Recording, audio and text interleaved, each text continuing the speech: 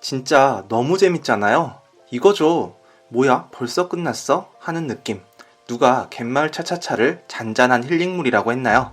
아직 밝혀지지 않은 세 번째 미스터리에다가 그리고 왼쪽에는 첫사랑, 오른쪽에는 이혼한 전 부인을 앉혀놓은 영국이의 숨막히는 치정 스릴러.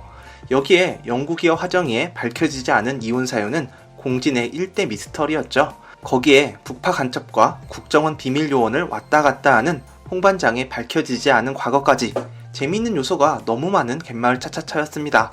그보다 더 좋았던 것은 자세히 들여다보면 볼수록 여기저기 숨어있는 디테일한 연출과 복선, 그리고 직설적으로 말하지 않아서 더 좋은 은은한 비유로 이야기하는 대사들이 감성을 건드린다는 점인데요.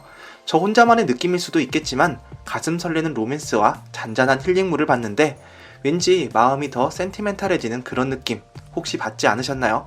그런 느낌이 드는 건 인생에 대한 시각과 삶의 가치관에 대한 화두들이 이야기 속에 자연스럽게 녹아있기 때문이라고 생각하는데요.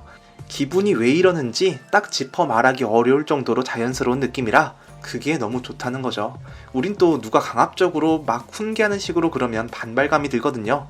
그런데 그런 거 전혀 없이 정말 재미있게 본 뒤에 다시 생각하면 마음을 울리는 느낌이었습니다. 오늘 해볼 이야기가 많을 것 같은데요.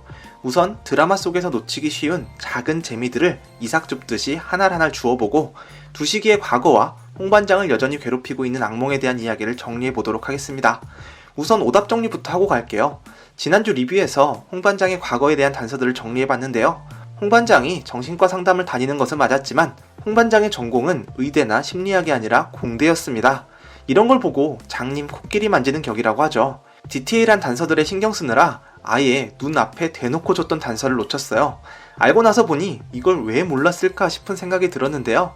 보신 분들도 계시고 안 보신 분들도 계시겠지만 김선호는 전작이었던 스타트업에서 지평이로 많은 사랑을 받았었습니다. 이전부터 좋아하시는 분들도 많았지만 지평이라는 캐릭터는 정말 매력적이었는데요.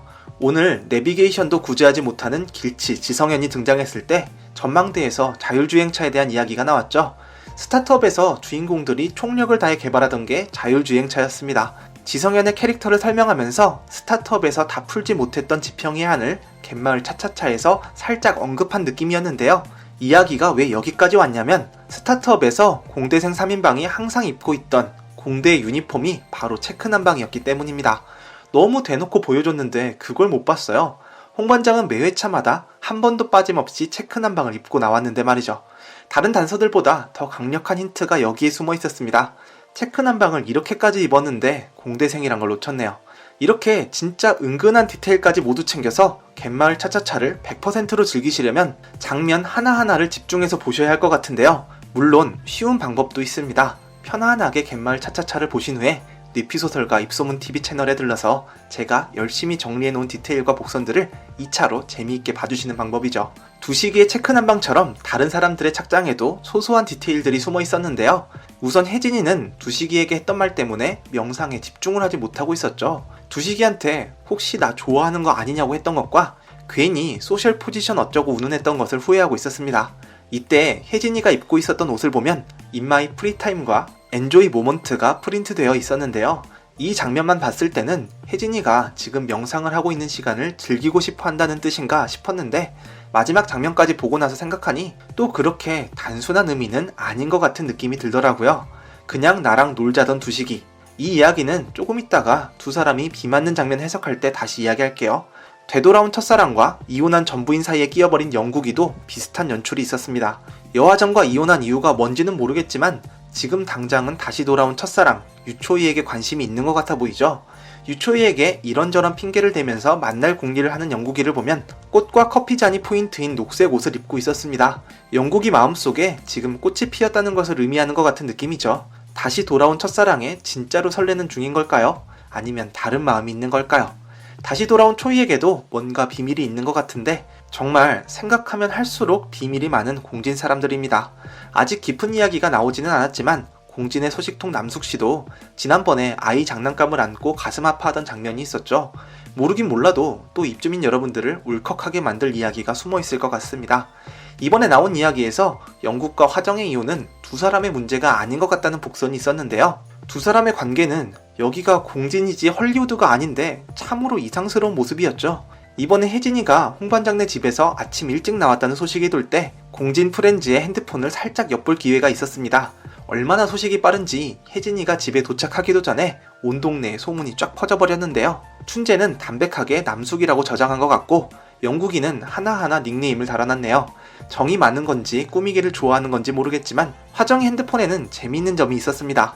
조남숙은 친구니까 남숙이, 춘재는 오빠라서 춘재 오빠라고 해놓은 모양인데요.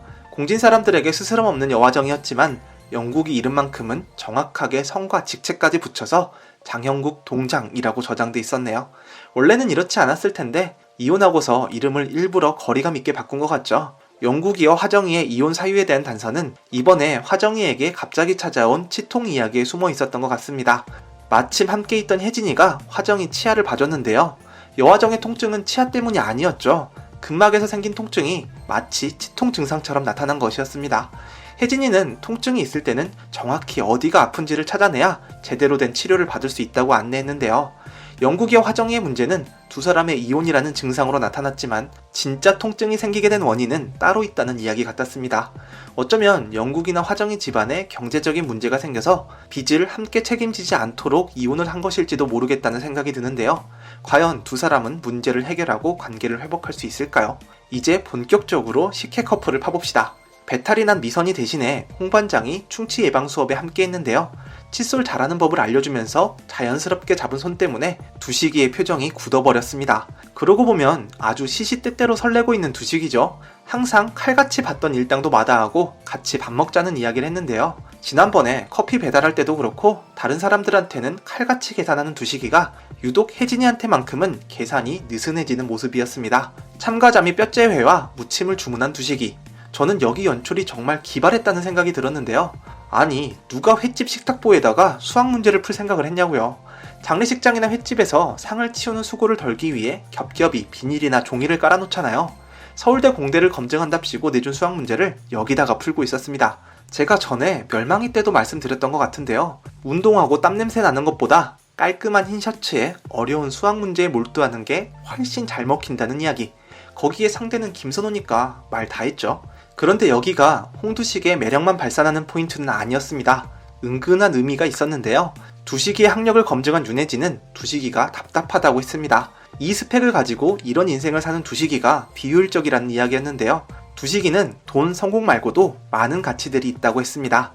행복, 자기만족, 세계평화, 사랑. 그 중에 제일은 역시 세계평화죠. 물론 사랑도 빼놓지 않는 두식이었는데요. 아직은 혜진이한테 와닿는 이야기는 아니었던 것 같습니다. 반대로 혜진이는 두식이가 낸 문제를 헤매고 있었죠. 그런 혜진이를 사장님이 구해줬습니다. 여기서 횟집 사장님이 했던 말이 두식이의 이야기를 함축한 의미였죠. 애도 아니고 밥 먹는 상에다가 무슨 낙서를 이렇게 해놨니? 가운데부터 가장자리까지 삥 둘러가며 많이도 썼다.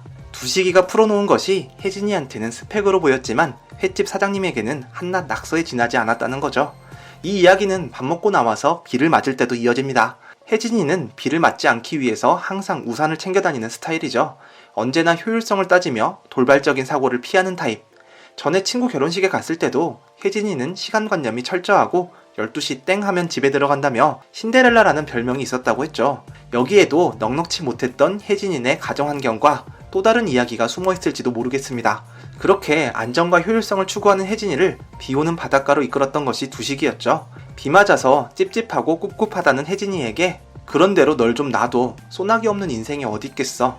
이럴 때는 어차피 우산 써도 젖어. 이럴 땐 아이 모르겠다 하고 확 맞아버리는 거야.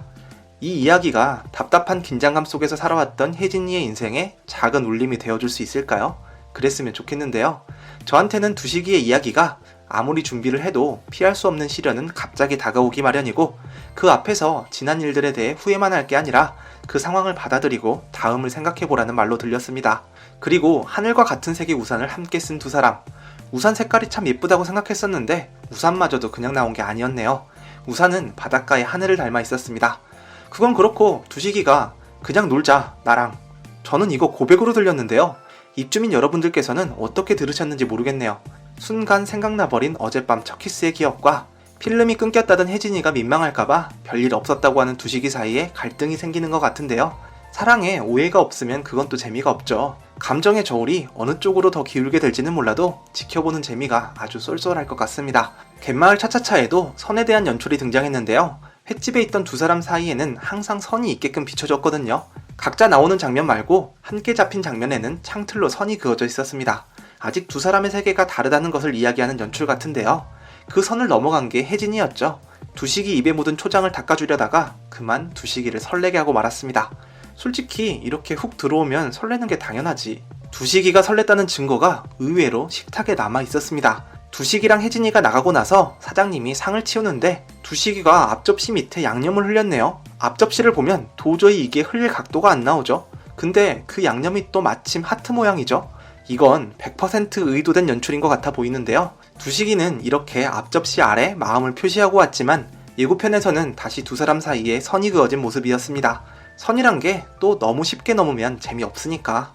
애들은 싸우면서 크고 땅은 비온 뒤에 굳는다고 하잖아요. 앞으로 이런 오해들을 해결하면서 더 설레는 장면들이 많이 기다리고 있을 것 같다는 생각이 드는데요. 특히 홍반장의 악몽을 해결하기 위해서 혜진이가 꼭 필요할 것 같습니다. 홍반장의 악몽은 아무것도 보이지 않는 곳에서 헤매다가 피 묻은 누군가의 손에 잡히는 것이었죠. 5년이라는 짧지 않은 공백에 누군가 홍반장과 관련된 사람이 불의의 사고를 당하고 두식이는 그게 자기 탓이라고 자책을 하고 있었던 것이 아닐까 하는 생각이 듭니다. 악몽에서 깬 두식이는 옆에 혜진이가 자고 있는 것을 보고 베개를 주고 다시 잠들었는데요. 침대에 눕혀놨는데 굴러 떨어진 것 같죠? 다시 보기 가능하시면 저처럼 해보실래요? 잠든 두식이의 모습을 본 다음 다시 처음으로 돌려서 두식이가 눈 뜨는 장면을 이어보면 혜진이가 함께 있었다는 것을 확인한 후로 두식이는 악몽을 꾸지 않고 아침까지 편안하게 잤다는 것을 확인할 수 있습니다. 결국 홍반장의 상처는 함께 있어주는 누군가의 존재로 치유될 수 있을 것 같은데요.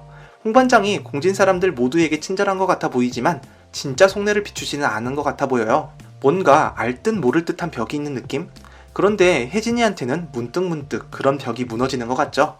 자기 감정에 솔직해지고 그걸 서로가 볼 수 있도록 조금 더 열어줬을 때 두식이의 상처도 치유될 수 있지 않을까 하는 뇌피소설을 써봤습니다. 이만큼까지 썼는데도 미처 다 다루지 못한 자잘한 이야기들이 남아버렸는데요. 유초이가 차고 있던 팔찌에 대한 뇌피소설과 혜진이가 술 먹고 시원하게 공개해버린 집 비밀번호 870724. 누가 봐도 생일이죠. 여름이 다가오는 것 같은데 이 비밀번호 겸 생일이 불러올 에피소드에 대한 에피소설, 그리고 영원히 끝나지 않을 논란, 화로회와 숙성회 중 뭐가 더 맛있을까? 여기에 대한 디테일한 비교까지 모든 것을 담고 싶었지만 역시 너무 할 이야기가 많아서 리뷰가 힘든 갯마을 차차차였습니다. 일단 6회를 만나보고 스리생 마지막 회 전까지 여유가 생기면 추가해볼게요. 이번 리뷰의 마지막은 이렇게 많은 이야기 중에서도 가장 인상 깊었던 할머니들의 이야기로 마무리하겠습니다. 길가에 꽃이 예쁘게 피어 있었는데요. 젊었을 때는 꽃을 쳐다보지도 않았다던 할머니들. 아, 그땐 우리들이 꽃이었잖소. 그러게 이제 더는 필 일이 없으니 어여삐 지는 일만 남았네. 저는 6회 리뷰로 돌아올게요. 또 뵙죠.